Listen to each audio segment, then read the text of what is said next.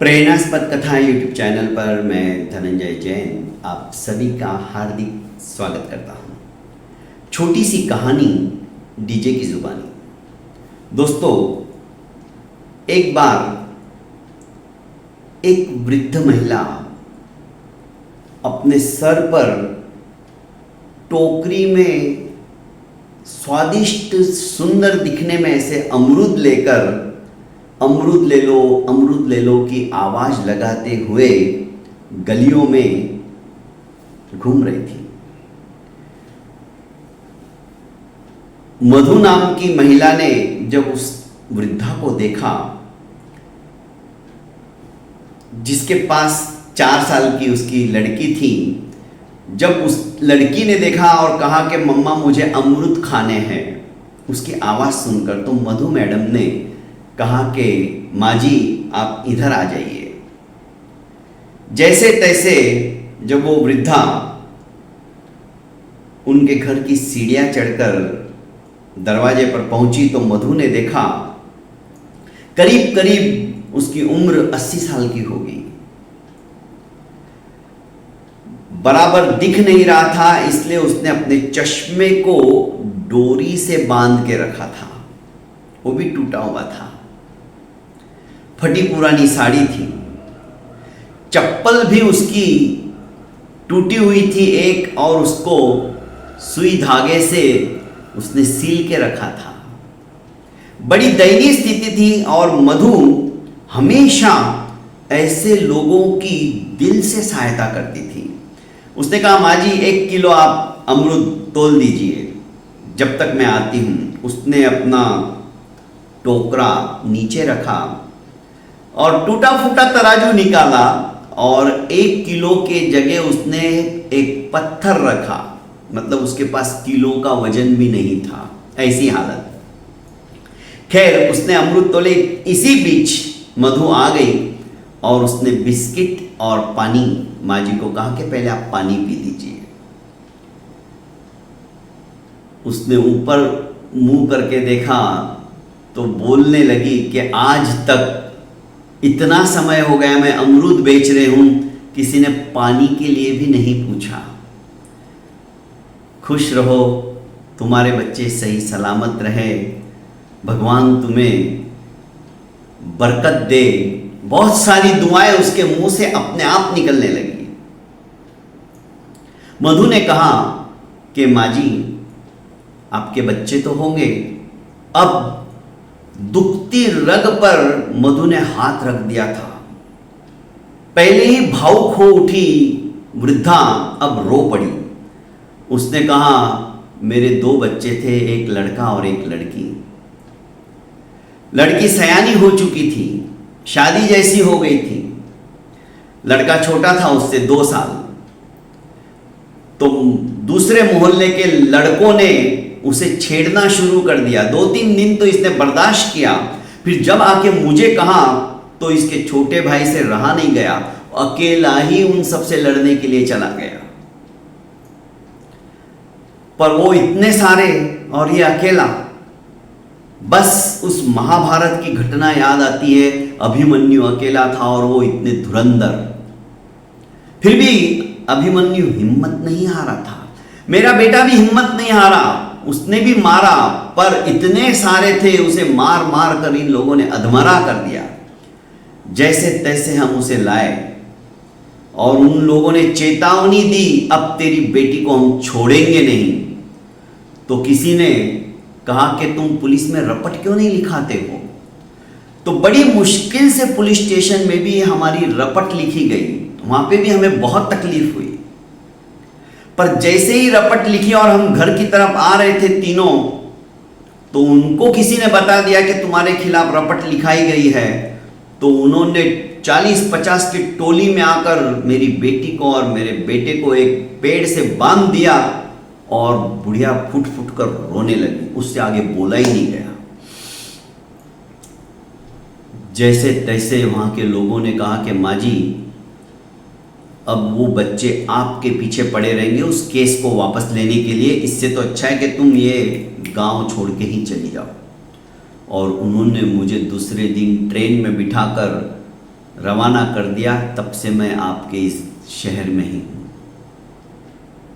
बुढ़िया की दयनीय स्थिति सुनकर मधु द्रवित हो गई। अब कहाँ रहती हो? तो उसने अपना एड्रेस बता दिया। वहाँ पे झुग्गी झोपड़ियों के अंदर मैंने एक छोटी सी झोपड़ी किराए से ली है और वहीं पे रहती हूँ। झोपड़ी भी किराए से ली है। क्या जमाना! एक तो अतिक्रमण पे बंधा हुआ और वहाँ पे भी लोग उनसे भी किराया वसूल कर रहे हैं। यह है हमारे हिंदुस्तान की दशा। खैर, मधु ने कहा कि माँ जी एक काम करो, अब आप रोज यहां पर अमरूद दे के जाया करो। अब बुढ़िया रोजाना अमरूद देने के लिए वहां पे आती थी।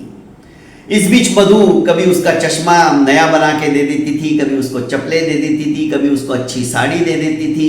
इस तरह से निस्वार्थ भावना से मधु उसकी देखभाल करने लगी और उसे यह एहसास नहीं होने दिया कि मैं उसे अकर्मण्य बना रही हूं, क्योंकि उसके बोलने से मधु समझ गई थी कि बुढ़िया भीख मांगने वाली नहीं है।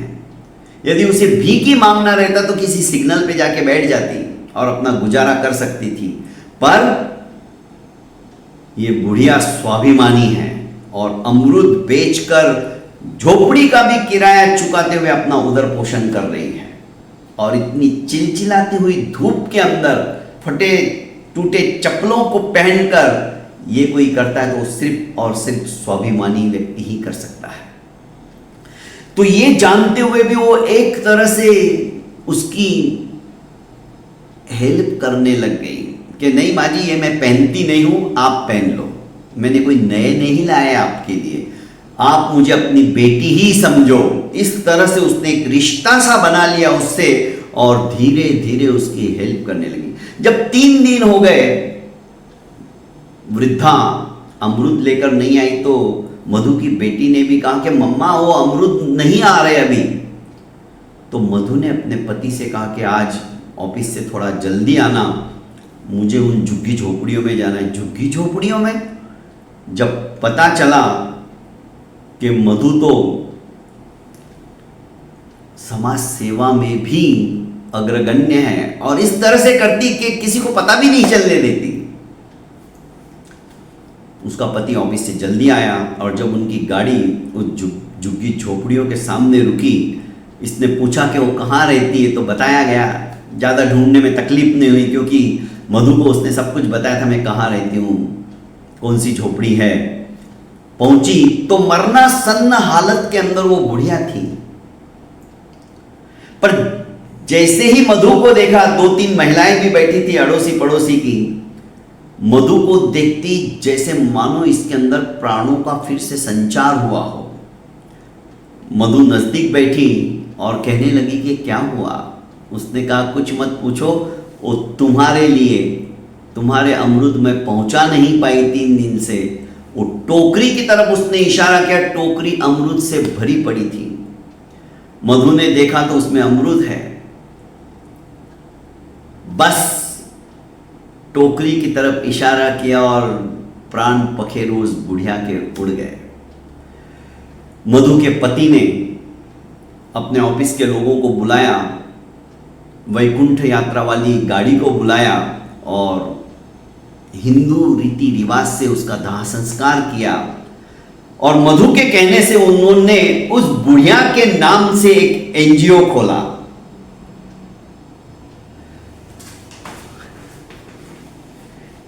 और उस एनजीओ का नाम क्या रखा पता है? AWA NGO. आप सोचेंगे AWA क्या मतलब?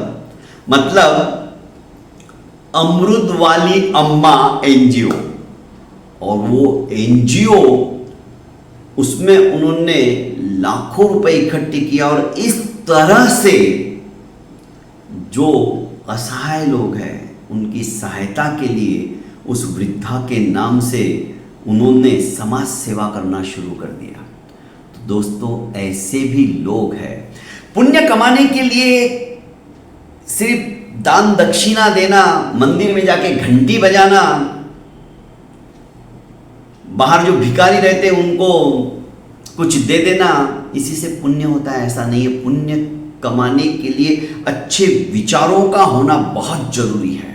मधु की तरह यदि कुछ ना कुछ ऐसे विचार हमारे मन में आ जाए तो वह भी पुण्य है। इस तरह से भी समाज में कई लोग हैं जो वंचित हैं, जिनको सचमुच में सहायता की आवश्यकता है और वो स्वाभिमानी है, उनकी आप इस तरह से भी सहायता कर सकते हो। बहुत बहुत धन्यवाद दोस्तों।